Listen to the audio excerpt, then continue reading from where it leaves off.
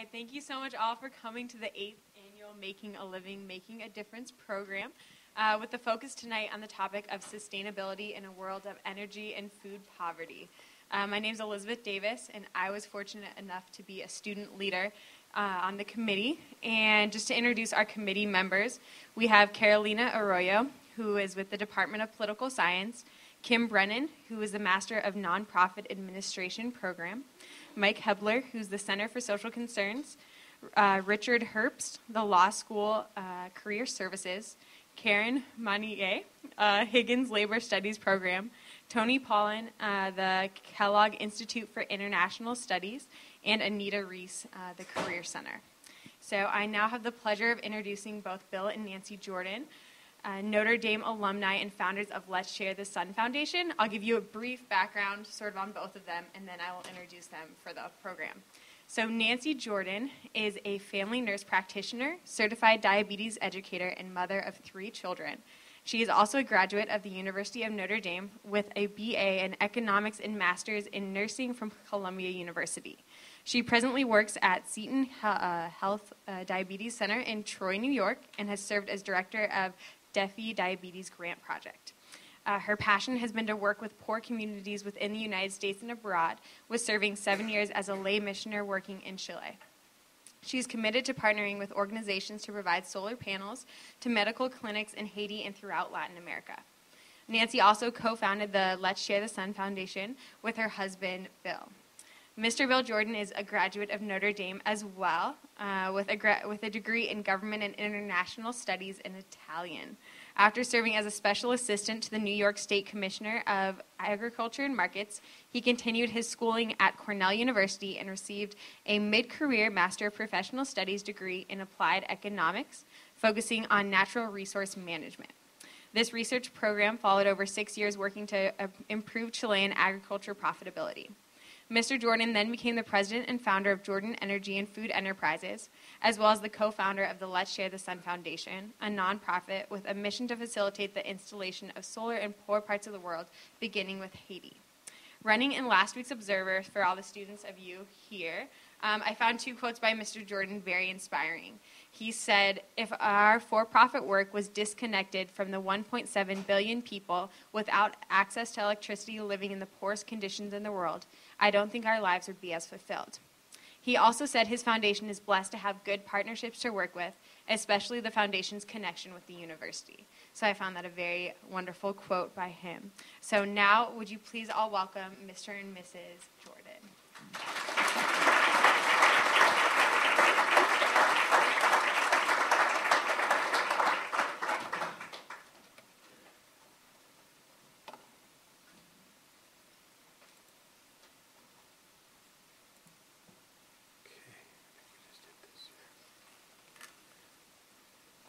Technology all going to work? I don't know.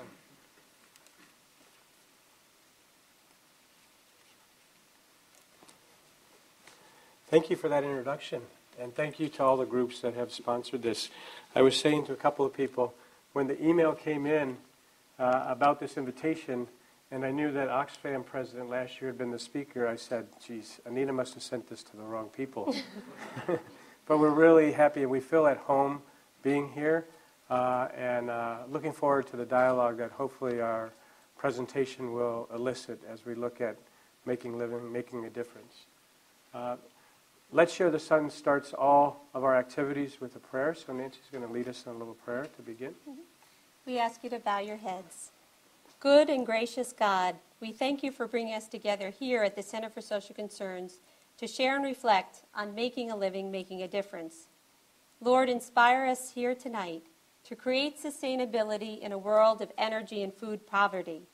Bless the work of the Let's Share the Sun Foundation and open the doors that need to open so we may continue to share the sun, your most abundant resource to transform the lives of the poor.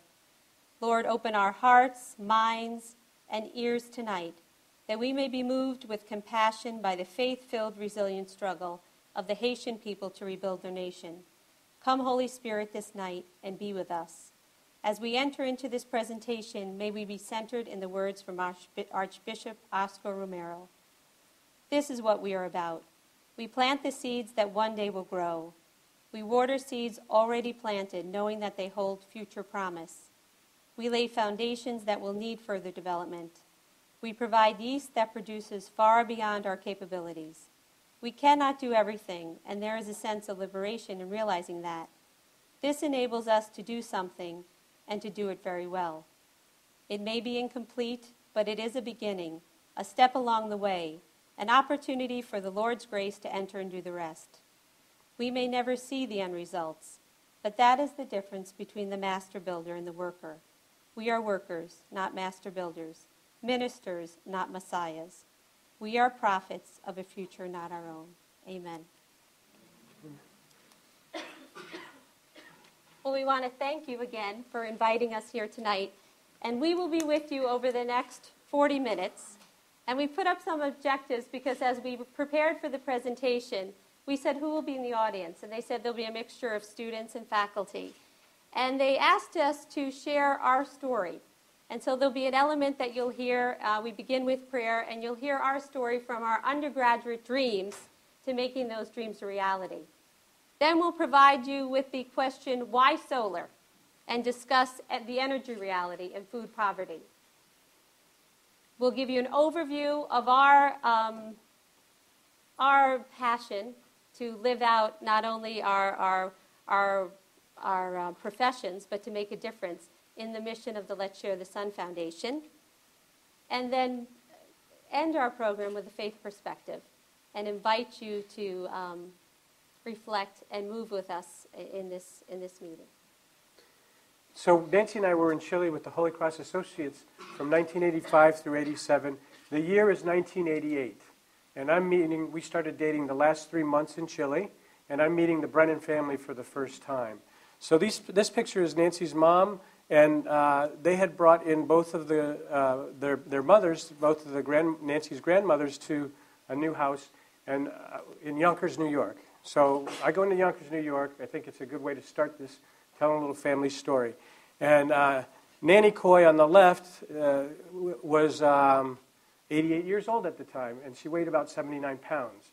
So she comes to the dining room table at the Brennan house, and her father says, Nanny, you give the prayer. So this was the prayer at the Brennan house, my introduction to my future in-laws. In the Father, Son, and Holy Spirit, amen. God bless my daughter Maureen. Look at all this food that she cooked. Isn't it great? God bless you. And the nannies always fought with each other. So he goes, God bless you, Peggy, even though we're fighting all the time. And I'm starting to giggle and trying to hold it back. And Jack, he was president of GF Roofing. Keep the money rolling in. You're doing a great job. Keep it rolling in. He's a successful businessman. I'm going, geez, this is some family. Her brother, who now runs one of the most popular pub bands in all of Shillelagh Law in New York City, was a skinhead at the time. And she says, Terry, God bless you, but for God's sake, would you grow your hair out, you beautiful young man. Thank God Nancy came back from Chile. I don't know why the hell you ever went there to begin with. She's done a full circle, and I'm sitting right next to her, crooked glasses. I'm saying, what's this lady going to say to me? She goes, and you, I don't know your name, but shit, you need to get a job. The Father, Son, and Holy Spirit, amen. That began our Making a Living, Making a Difference. What he didn't share is the preview to that. I had gone up to my grandmother's room an hour previous, and I said, Nanny, please come downstairs for dinner. I want you to meet Bill Jordan. I'm dating. We just came home from Chile. She goes, where is he from? She was born in 1900 and grew up in Yonkers, never was on a plane. I said, he grew up in San Diego. San Diego. She goes, what does he do? I said, well, we just came home from Chile. He doesn't have a job yet. He's trying to think about going back. He's not sure. She goes, he lives in San Diego. He doesn't have a job. Take my advice. Drop him like a hot potato. So my whole framework for making a living is Nanny Coy and getting a job, and that's been my main framework through life. And they have been such a great and wonderful family. You'll hear about them through the conversation.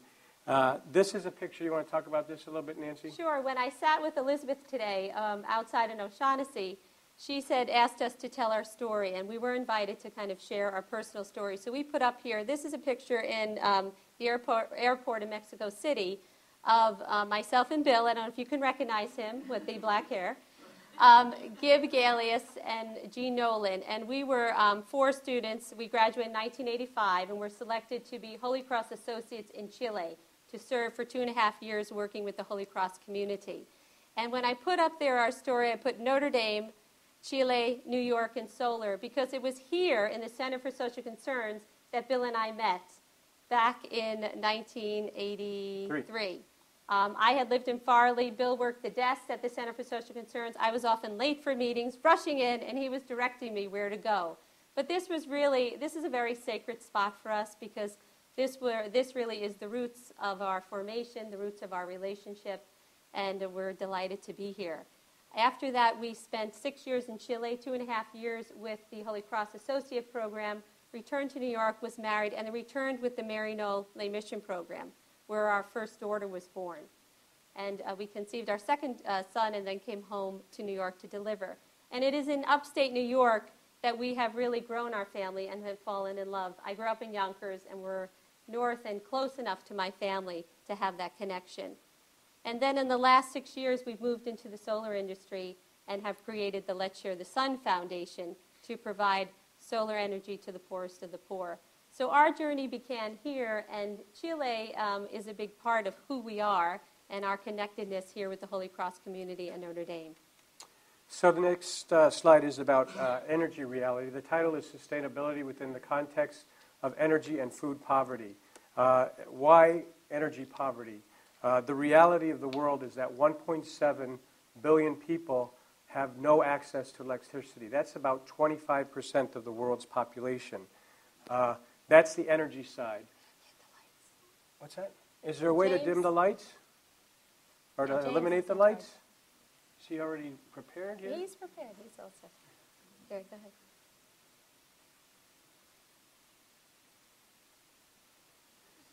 So we still have lights. We turn off this, but you get the idea. The sun goes down, a quarter of the world's population has no light. This is a solar-powered light that is being distributed in different parts of the developing world. It's a dramatic change to bring light into those realities. So we're going to talk about that a little bit. Energy poverty is one thing. What's the other poverty that we're talking about? Food poverty. So last year we had the privilege, James, who turned off the lights, is a great friend of our family. He's part of our family, actually. He did the Summer Service Learning Project, a program that maybe most of you have heard of. Have people heard of that program? It's grown since we were undergraduates here. James worked at a Patroon land farm that half of the harvest goes to CSA, Community Supported Agriculture subscribers. The other half goes to our regional food bank. And so James became part of our family. Our 13, now 14-year-old son worked on the farm with him. It was the older brother that Stephen never had. And they learned a lot, and they worked hard on the farm. And I want to really quote from James's his very moving final essay on the Summer Service Learning Program, because it puts energy and food poverty in a very concise way in perspective. These words capture one of the main lessons I have taken away from the Summer Service Learning Program, that instant gratification is an illusion that must be broken. We as Americans and citizens of a global community sometimes expect things and take them for granted, oblivious to work and labor put into getting those things. In my favorite Summer Service Learning Program reading, If the World Were a Village of 100 People, by the Family Care Foundation, it presents the following numbers. If the world were a village of 100 people, 80 would live in substandard housing. 50 would be malnourished, and 1 dying of starvation. 24 would not have any electricity, and only 7 would have access to the internet. So we're talking about 24, 25% of the world that has no access to electricity today, and we're talking about 50% of the world's population that is malnourished. That's the energy, and that's the food poverty. This is my favorite slide of the whole presentation. I'm going to ask people to look at it for a while and think about its implications. Why solar? The top half of the slide are those horses that pull oil out of the ground. It says, choose wisely. 40 years of oil left. Choose wisely. 5.5 trillion years of sunshine left. How many people are happy there was sunshine today? A little bit of warmth. I sure was. Which do we have more of? Sun energy or oil? We're going to talk about competition for scarce resources versus sharing in abundance and what that means. I love this slide because it's a slide that, for me, is tremendously optimistic about our future and the opportunities that exist. So why solar? I'm going to go through a series of quotes that I hope gets you pumped up about this topic. Let me know if it doesn't. This is a quote from Sharp Electronics. They make a lot of solar panels. They say, with the sunlight that hits the earth in 1 hour, we could power the world for a year. One of our engineers on campus said the same thing in other words in a presentation to us, and he's part of the Sustainable Energy Initiative on campus. That really got me pumped up about what Notre Dame's doing. Said in a different way, the U.S. Department of Energy Efficiency and Renewable Energy Office says the amount of sunlight that falls on the earth every day is equivalent to the total energy that is used by the Earth's current population, this was in 2006, in 27 years. That is a lot of energy, and we're getting better at harvesting it. So why solar? I always bring his book out. Travis Bradford, I presented with him in a course that Bill Brennan put together, an interterm intensive course. He's really one of the foremost authorities. His book, Solar Revolution, is instrumental. The basic premise of the book, that solar energy will eventually be the cheapest form of energy in nearly all markets and location because photovoltaics can bypass the aging and fragile grid and deliver its power directly to the end user, fundamentally changing the underlying economics of energy. He's an economist. I did the economics at Cornell as well. This is a quick bar graph, and it just shows the cost curve of the solar panels. The prices are going down. What are solar panels made of? Does anybody know? Sorry? Silicon. Same silicon that the computer chips. What have happened with computer prices and the silicon in them? Constantly down, more affordable. This is going to be our lowest cost alternative in a shorter time than most people think. So what does a guy that does community service do, quote, a venture capitalist? We're trying to make money on the solar side in our for-profit. John Doerr is the principal of Kleiner Perkins. It's a venture capital firm in Silicon Valley. And what John Doerr says is, and they were early investors in Google at Kleiner and Perkins. They made a lot of money on Google. He says the internet's pretty good economic activity, so that's what's attractive about green technologies, is the markets are enormous. The internet market, 100 billion or so. The energy market is a $6 trillion a year industry. So if you accept the premise that it's going to change, this is going to be a more dramatic change in our lifetime than the internet revolution was 20, 30 years ago. Former CEO of one of the solar companies makes the analogy, which I often do, to the information technology. This is Martin Rothsteiner, former CEO of NanoSolar. The solar industry today is like the late 1970s when mainframe computers dominated. Then Steve Jobs and Bill Gates came out with personal computers. I don't think any of us realize. I did all my papers on one of these typewriters where you had to hit backspace and you had a little white paper. The very next year, my brother had the first Apple Macintosh. And that was a dramatic change. This is going to be a more dramatic change. But there's a lot of comparability to the two. What happened in information technology is going to happen in energy. So remember Jack? Nanny Coy said, Jack, keep the money rolling in. He was president of GAF Roofing. In 2004, he retired from that position in 1988. But in 2004, the president of GAF Roofing had a group of consultants, including my father-in-law. And all of the consultants read a book called The Oil Factor by Stephen Lieb. And that book, when oil was $20 a barrel, said that by the end of the decade, oil would be over $100 a barrel. So I'm great friends with my father-in-law. We've worked in business together. I said, geez, Jack, you know, it's ironic. We put solar panels on top of asphalt roofs, and we're running out of the asphalt. It's part of that 40 years. Asphalt's made of oil. The people that are really going to do well in this economic world are those that make building materials that are the solar themselves. That's a whole industry called building integrated photovoltaics. So if we fast forward to 2008, I've formed Jordan Energy and Food Enterprises. I said, Jack, let's go down to the New York Athletic Club and have lunch with Bill Collins, who was the president. He's now working for a private equity firm. And I'm saying to my father-in-law, you know, in 5 years, every new construction is going to have solar built on it. He's like, yeah. I want to hear from somebody that's run 13 roofing pits around the clock, like Bill Collins, what his opinion is. So this is my favorite line of the whole lunch there at the New York Athletic Club. He's talking to myself and to my father-in-law, and he says, Jack, you're not going to believe it. This company I'm on the board of will be able to paint solar like an inkjet printer onto glass, and in one 8-hour shift, we will be able to produce panels that will generate 0.5 gigawatt of power. Solar will be ubiquitous in the U.S. in 3 years. What does that quote say about prices? If you think solar is the most expensive, and we installed 14 gigawatts worldwide in 2010, and there were about 14 before then, so we're about 28 gigawatts of solar installed in the whole world.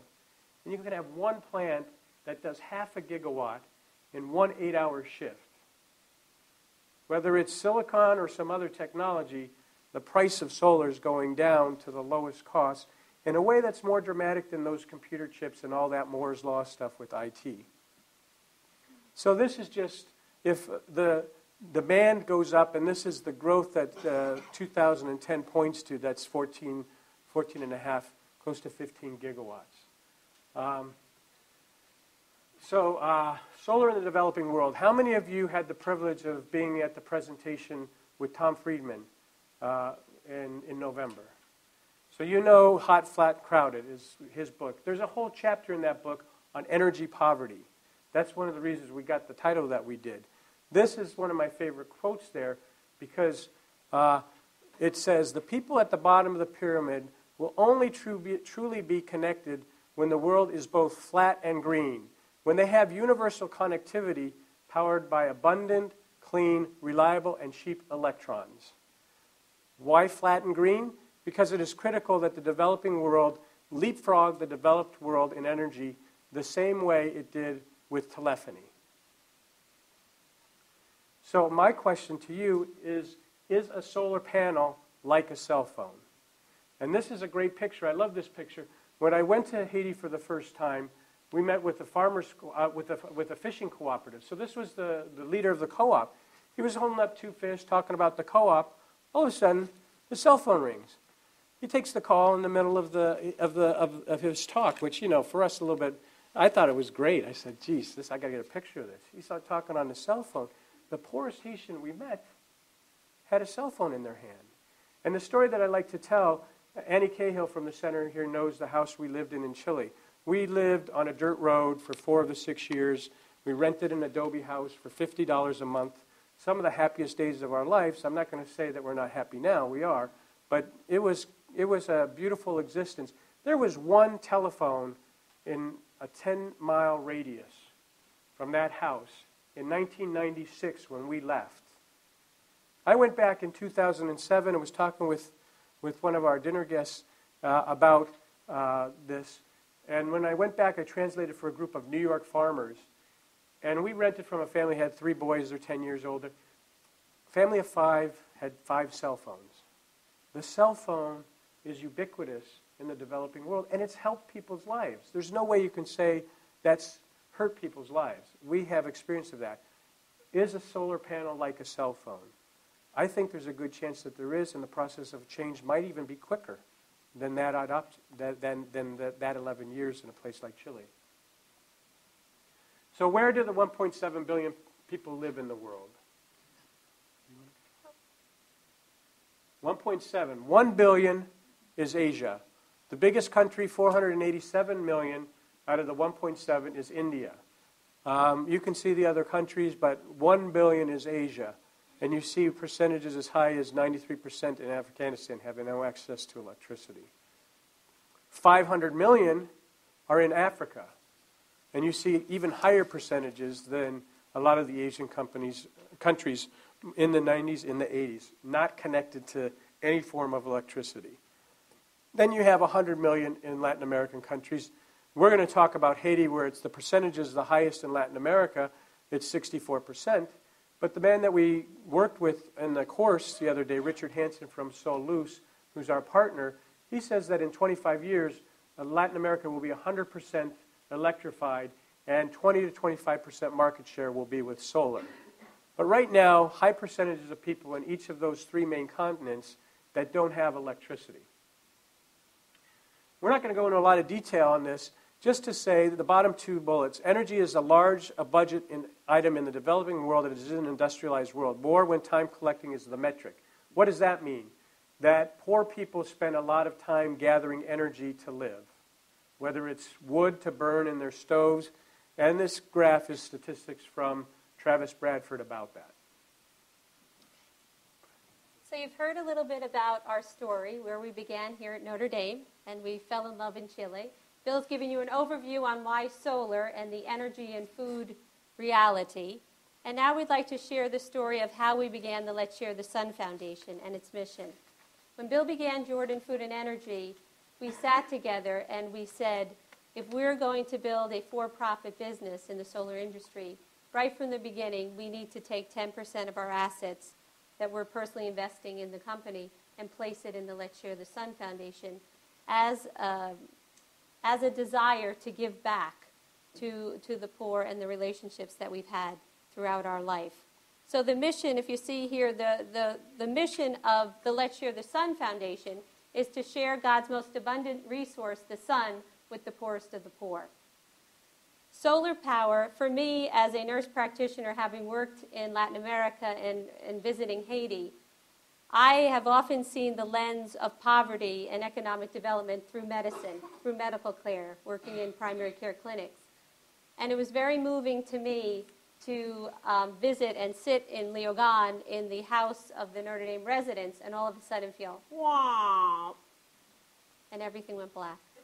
And you're waiting and you're saying, oh, will those 36 car batteries connect with the diesel generator and restart us? And you wait, and you wait, and you wait, and suddenly it comes back on. And at night for me to look out on top of the residents at the Notre Dame Haiti program and to look out to the tents and see everything as totally black and dark. And as a mother of 3 children, to hear the children crying and the people screaming, and there was no light. So in terms of making a concrete, sustainable impact, solar energy can really be a source of really transforming the lives of the poor. And that really, having worked in Chile where there was a grid, where there was access to electricity, to be in a place in Léogâne, Haiti, where there was no access to electricity, it really came home and touched me. One of the key pieces of the success of the Let's Share the Sun Foundation has been our ability to partner well. Our first partner was the St. Boniface Foundation. They have been in Haiti for over 25 years. They work in Fond de Blanc. They work in hospital ministries, schools, and clinics. And so we are working with them to provide solar electrification in the areas where they're working. They have solid relationships in the community.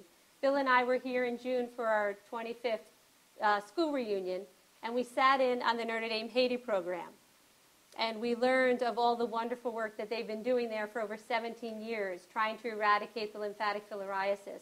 And then the incredible response of the multiple medical personnel that responded after the earthquake. And I shared in the letter that for me, as a Notre Dame graduate, when I got into the truck in Port-au-Prince and drove out to Léogâne 18 miles and an hour and a half later, and the doors opened at the residence, and I saw the Notre Dame flag next to the Haiti flag, that for me was probably the proudest moment as a Notre Dame graduate. I said to myself, this is where Notre Dame needs to be, here amongst the poor, here amongst the rubble, here making a difference, and here being a sign of hope. And it was very moving to enter into the home and to read the names of the hundreds of Notre Dame graduates who had come down to visit after the earthquake and continue to work there. So I think Notre Dame has really had a tremendous impact. And for Let's Share the Sun to be able to support that mission and to be able to provide solar energy in the work that they're doing is a privilege and honor for us. Also, we have Axio Power, who Bill presently works for, who has donated stock to the Let's Share the Sun Foundation. They've been a key industrial partner to support the work overseas in Haiti. And So Loose, you'll see the picture here. This installation went, Wesley ran upstairs to put his Notre Dame shirt on for the picture. The first phase of the installation went in early March. And there, Billy, you can explain who's in the picture. Yeah, and actually Wesley was in the first paragraph of a great Notre Dame magazine article that John wrote, and he was just a delight.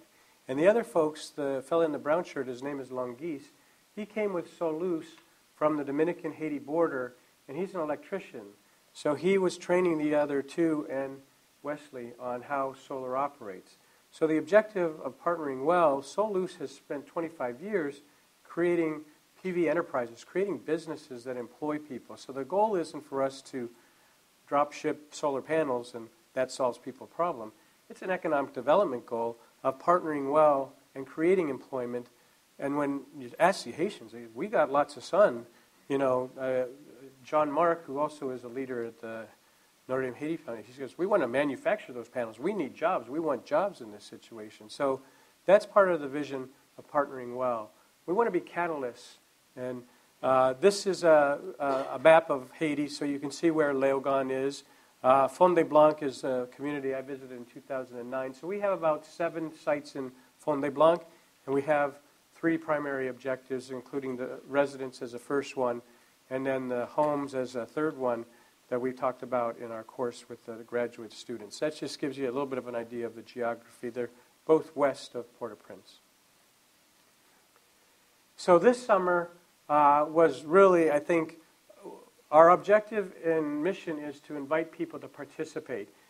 We took Tim Galius, who was Gib Galius' son, at Boston College High School to a fundraiser for the St. Boniface Haiti Foundation in 2009, and he's pictured on the roof with myself, and he won a scholarship, a Begley Scholarship at BC High, and the scholarship was focused on solar in the rebuild of Haiti. And he made a tremendous video. We're going to show maybe a quick minute of it to you now. But we had the good news last week that he was just accepted at Notre Dame. So he'll be a freshman here. Here's a high school senior. And the quality of this work, we have a bunch of copies of the video for anybody that's interested. Our invitation is for people to use their talents to help in this situation and make it be a really fulfilling sort of thing. Tim's experience was great. It's helped. We actually said we need a student on their board. So he was at our board meeting in Chicago at a big hedge fund, and he's not even a freshman in college yet. He's going to be our student board member for the first 2 years of Let's Share the Sun.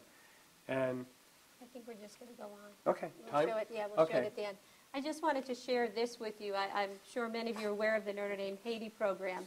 As I said, they've been there since 1993, and they are charged with the effort to permanently eliminate lymphatic filariasis, which is a debilitating disease. And they have done tremendous work and continue to do tremendous work. So if you're looking to partner and to hear more about that, I just wanted to share that with you. This is our first site. As you saw the picture, you see the batteries that I was telling you about, that they have a diesel generator. And this is our first, with the Notre Dame Haiti program, that has gone to the first phase. The second phase will occur in June, and hopefully it will be completed in September. The 2 other sites that have been a priority are the 2 schools. There's a total of 3 schools, but 2 schools that are in Fond-des-Blancs. So I just wanted, had no electricity, and as you can see there, the students they have no lighting at this point, and this will allow them for access to both computer access, lighting, and fans. And the last is the housing project. So the housing project was what we did the course on, and so 19 graduate students helped us by being free consultants through the course. And the picture on the left is a housing development in northern Haiti that with the work of Richard Hansen at Solus, every panel is shared between 2 houses. So 200 families are actually with enough light to really be able to recharge their cell phones, lights, to do some basic small utility stuff. And then it's worth pointing out that you might work in Léogâne, but in the mountains of Léogâne, there's people that are even more marginalized. So part of our vision would be to bring a subset of the panels to that kind of a house, which is actually 2 hours by motorbike up in the mountains from Léogâne Center. So what do we see as some keys to making a living and making a difference? I hope that some of the passion that we have for these topics comes across. People usually say probably too much, but that's a better thing than not having passion about what you're doing. And developing your gift, recognizing your gifts. I think that is a lesson, is develop the gifts, but then also recognize your weaknesses. If you can partner well in recognizing your weaknesses and put the best people you can around you that are strong in those areas that you're weak, you're going to be more successful. Find a good mentor. Find good mentors throughout life. How many people have mentors as students here amongst the faculty and people? I know I kind of floated through. I was happy just being at Notre Dame, and I probably could have done a little bit better job of mentoring, you know. We were talking with somebody about Father Pat Sullivan, was the assistant rector. He's a good friend. And so it's a good strategy to say, I'm not going to be shy about this. I'm going to ask this person for help because I really admire what they're doing, and I'd like to learn from that. And most people are happy to get that mentor time. You know, I know you mentor a lot of people, Bill, and it's sort of a thing that helps. Get tools to maximize your results. This is really an important message. A key point, I'm going to relay a story that for me is like seminal in moving my life towards some of these things. We were Holy Cross Associates at Notre Dame, and Father Dick Warner, Father Ted Hesburgh, and Father Tom Otto came and visited us. In Chile in 1986. And so there were about 14 people at breakfast. It was a very hard breakfast for me to go to because I was working with campesino farmers and very, very poor people. And at that time, they represented the most powerful people that I knew on this whole planet. So it's really challenging to make that bridge, you know. And Father Hesburgh says, Bill, you've been kind of quiet. You haven't said anything. What's going on? I said, well, for my own life, I'm really struggling with this. We come from power and privilege and abundance that isn't necessarily shared. And I'm working with all these poor people, and I hear the gospel saying to me, you need to be with these poor people. And I, honest to God, will never forget Father Hesburgh's response. He says, we want you to have this experience. And I know service has taken Notre Dame students to the far corners of the world, much more isolated than Chile. He says, but develop talents, get graduate degrees. You will do more good if you learn about solar in this case and help bring it to people than if you just worked with those small group of campesino farmers your whole life. So I think that getting the tools to maximize your impact is one of the things I'll always carry with me, and a suggestion as people ask, well, how do I build my career towards something that's meaningful and makes a difference?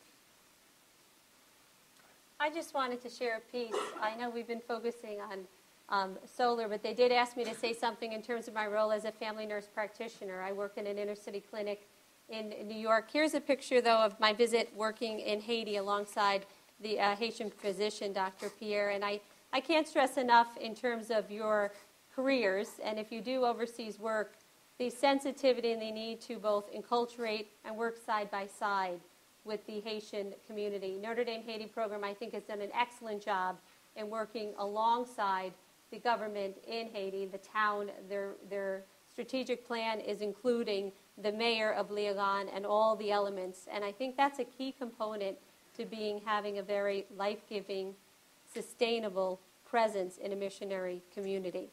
The other piece is to share working with Defy Diabetes. I direct a large grant in New York State to reverse the diabetes epidemic, but it's focused on working in interfaith communities, seeing one's faith community as their spiritual home, as a place that they can be educated on diabetes. We've worked in temples and mosques and churches, and it's been a very effective methodology for bringing awareness and empowering people to take care of their diabetes and prevent diabetes. So I know that a lot of people say, how do you jump from food to energy? I hope some of that has happened in what we've shared to date. But as Nancy's working on the health front, this is the building of an organic apple grower in New York State. And he came to me, he says, I think I can improve my operation if you write a grant for me that helps cover solar installation. So that's his packing shed where he stores in refrigeration the apples before he sells them. And he has a 42 kilowatt system that actually covers 60% of his energy usage now. and it's paid back in the first year with the grant. So he's cash flow positive from year one on this investment, and he's happy as can be. And people see it, and they are calling us up now, say, can you write grants for us? So there's a bit of the connection between energy. Energy for farmers is usually the second or third highest expense in their operations. So it's not insignificant. And we'll make this assertion. I'm looking forward to the dialogue. This is out in Southern California, PSE&G. It says Pacific Gas Electric. This isn't a billboard, it's a power plant. My brother, who had that Mac, is a real estate developer in Southern California. I said, you're not just building buildings, you are building power plants, because the power of tomorrow will be built into the buildings that you're in. And not tomorrow, in fact, today it's really happening. We always vacation in the Jersey Shore, and this is an investment we made. We have a 10-kilowatt system, and it's a 4-bedroom. And we're not only saving money on electricity, we have no power bills. There's the zeros. We are making money on solar energy in New Jersey because of the system of what's called solar renewable energy credits, if you'd like to talk about it. The hardest part of coming to this talk has been being away from our 3 beautiful children for 2 or 3 days. So that's out in front of the house. I grew up in San Diego. My sister got married this summer, and Bernadette is a junior. She's a good little point guard who needs to learn a bit from Diggins, and let's win tonight, right? Stephen's not bad at that himself, and Mary Rose runs the ship at 6 years of age, and they're a great part of our life. Let's hear a little bit for Notre Dame hockey as well, right? Thursday? This is Wayne Gretzky. Talk about Wayne Gretzky. Well, I know Notre Dame is in the hockey on Thursday night, but I love this slide because they asked Wayne Gretzky, what's the secret to your success? And he said, it's skating to where the puck will be. And I think for all of you who are looking for careers and certainly wanting to make a living and making a difference in the sustainable sector, to really look to say, where will we be in 5 to 10 years? And it's been very inspiring to meet with the engineer department and the professors and Patrick. I think you're really planting the seeds to move us to where we will be. And now the energy industry and certainly the solar industry is right next to the puck. I would invite you to really begin to think about that in terms of an option for yourself, in terms of making a living, making a difference. So I got a laugh when I sent an email to Anita. She said, what do you want the title to be? And I included like 2 full sentences of different things, and one of them was Loaves, Fishes, and Solar Panels. And that's actually the title of a sustainability talk that a Notre Dame graduate gave a couple years ago with the sustainability program. His name's Elijah. And I want to read the last paragraph of his very moving reflection. I once heard a homily after the Gospel of the Loaves and Fishes that posited that it was not, in fact, a miracle narrative. Rather, it was a story expressing a simple truth, that as Jesus divided the loaves and fishes among the crowd, the true act of divinity was changing the hearts of the crowd into sharing what little food they had all brought, that it was a paradigm shift from individual concern to an embrace of the common good. I think this take on the gospel story illustrates an important point about what we are all here discussing this weekend around sustainability, this talk. For I believe environmental activism should be at its core the mission of spreading amongst the crowd not loaves, fishes, or even solar panels, but rather the underlying truth that we are all in this together and that sustainability is a true and common good worth striving for. So I have the question to you.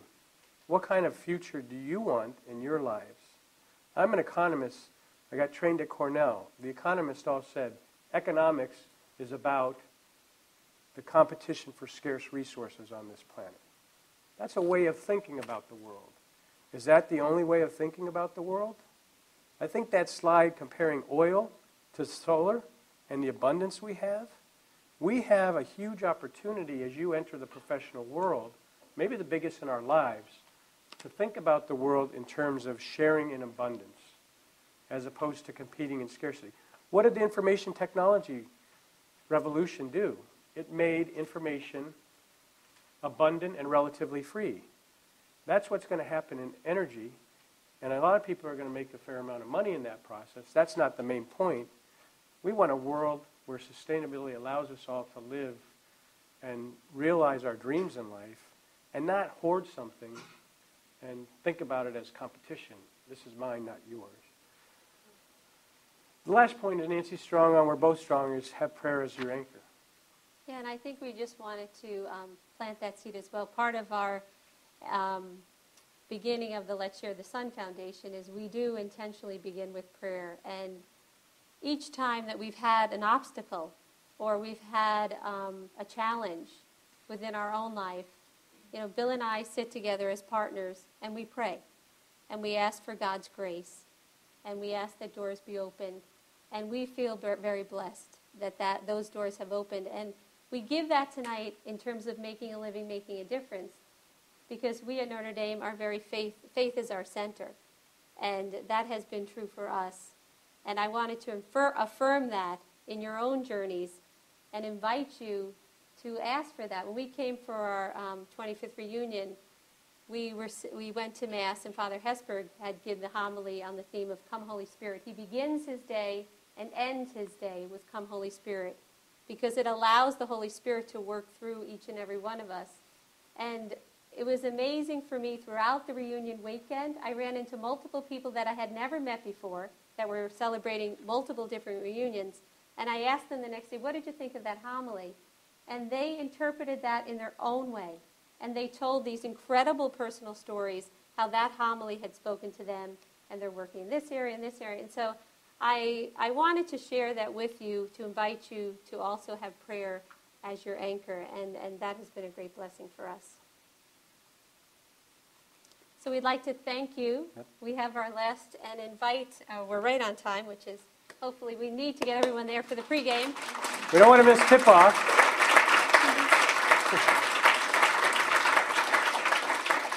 We'd like to invite Elizabeth up to... If anyone has any questions or answers, or not questions, please feel free to ask them. And then we'll continue on. I have a question for both of you. What do you identify as your passion, strength, and weaknesses? My passions have been twofold in the professional realm of life, and that has been around sustainable agriculture and renewable energy solar. Strengths are high energy, strong networking abilities. Weakness, I tend to spread myself too thin. So I convert that weakness into an invitation. In order to make this a reality, we need your help. And you're very welcome to participate. We want to create a community with this foundation on the not-for-profit side that brings a lot of life in abundance. And that's fun to think about participating in, so that's what we're trying to create on both the for-profit and not-for-profit sides of our lives. Nancy, strengths, weaknesses? And you want to... She doesn't want to talk about her strengths or weaknesses. You want me to tell you? No. You can tell us. It's okay. I'll defer. Go ahead. I thought about translating, or if you ever have translated the solar energy into, for example, like solar ovens. So like in Haiti, they have deforestation issues that they could possibly use that solar energy to heat water or like things like that. Yeah, certainly that is that's one of the primary applications. So there's really a multiplicity of form factors. This is a lamp. There's panels on roofs. There's solar hot water and cookers that are out there. There's a lot of groups. There's 10,000 NGOs working in Haiti today. Some of them are doing the same stuff. Our orientation is to help catalyze, not try to duplicate or compete with, but bring those groups and those products to the situation where they're asked for and called for. It's a very good suggestion. Yes? This question is just about solar in general. As the U.S. increases its usage of solar energy, do you think that we're going to need to build a new grid? Build nuclear. Build a new grid. Build a new grid. Yeah, you know, the big challenge that we talked about with some of with engineering professors today is storage. If you think about an aging, dilapidated grid, you're hearing talk of a smart grid, and the smart grid will be something that evolves. But if you get storage solved, then the grid doesn't necessarily become as important as it has been historically. And if you think about that, if you're able to store, that's why Travis Bradford says the modularity. It's like a personal computer. I don't need the mainframe that IBM made way back when. If you have enough storage in your place of usage, then you will be able to not need the grid the way we need it today. But I think both will happen. We'll have improvements in storage, and we'll have renewed, smarter grid. And how do you see solar impacting the transportation industry? My personal opinion, that picture had the Prius in the parking lot of the place to ship. Our next step would be to do a solar carport. There's electric vehicles now. One of our means of storage, in my opinion, will be your car battery. So you go to, if you spend 8 hours with your car parked in the sun, why not have a carport that you plug into that recharges your car battery, and that will be digitally working, giving you credits and debits according to how much you drive or how much gets sucked out of your battery for that smart grid. Can solar work in a place like South Bend where we have about 3 days of sunshine? In the Jordan Energy and Food Enterprise brochure, I have 2 myths and counteracting realities. Myth is that there's not enough sun in the Northeast where we live, and probably even less so here a little bit. The reality is the number one, anybody know what the number 1 solar country in the world is? Germany. Germany. It's cloudier in Germany than in South Bend or the Northeast. They've just had better policy. And the policy to incentivize this is a key factor. That's a simple statement. Obviously, there's more sun in the Southwest. Obviously. Will solar be the least cost alternative as quickly in South Bend as it will be in the Southwest? Probably not.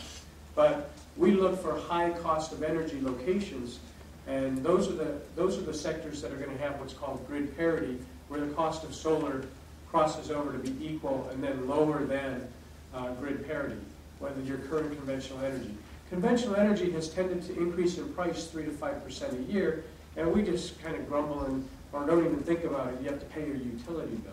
But in this cycle of innovation, it'll be like the IT. You'll get to know a lot about energy because you're going to make decisions that both save you money and make you more environmentally sustainable. Let's do the last 2 questions. Would you like to take your foundation to other countries that would benefit from solar panels, or are you planning on? Definitely, yes. We're going to have a lunch tomorrow with Steve Reichenberg. He's a good friend. He's the director of the Kellogg Institute. We were in Chile at the same time. We received invitations in Chile. The Chilean that lived with Nancy and I for 3 or 4 months is now mayor of that poor part of Santiago, and he likes to do pilot programs, so we're going to try to do some pilot programs. Nancy has gone with our daughter and on a couple of trips to Nicaragua. So the invitations are coming, but I recognize my weakness is to say yes, yes, yes, and grow too quickly. So I'm trying to mitigate against that weakness and go one step at a time. So we're clearly wanting to succeed in Haiti before we take on. We've received invitations for Tanzania, and so we want to be open to those invitations and to work collaboratively with people. I mean, I had dinner with persons that have worked in Guatemala. Would love to do this in Guatemala, you know, but at its appropriate time when we as an organization are ready. You were saying the rate of technology growing is very quick, I guess. So in countries like the third world, how do they handle kind of disposing of the used tiles once they actually have to upgrade? I mean, is that an issue? Is it? There's been some abandoned tiles, and that's an issue of operation and maintenance. We want to be training people so that they come back and make sure they're working on an ongoing basis. But that's distinct. The first panels that went into commercial operations they have 25-year guarantees. They're still operating 50 years later. So you tell me, what is the cost of keeping those things running? You have no ongoing fuel costs. You might have to swap out an inverter every 10 years. So it hasn't become a major issue yet. In fact, when we have, like in Axia, we have 2 megawatts. That's about 8,000 panels on a capped landfill in Massachusetts, close to where James is from. We have to do what's called decommissioning. What do you do at the end of the 30-year contract? And I'm starting to think we should take them for the developing world. It's 30 years from now, and maybe most of them will already have it if the velocity of change. But the first that went into operation are still operating 50 years later in the Northeast and in Japan. All right, so we're now going to welcome Greg Bennett up. On Saturday evening, there was a dance for the or a fundraiser for Let's Share the Sun Foundation. And so Greg is going to present the check to Mr. and Mrs. Jordan.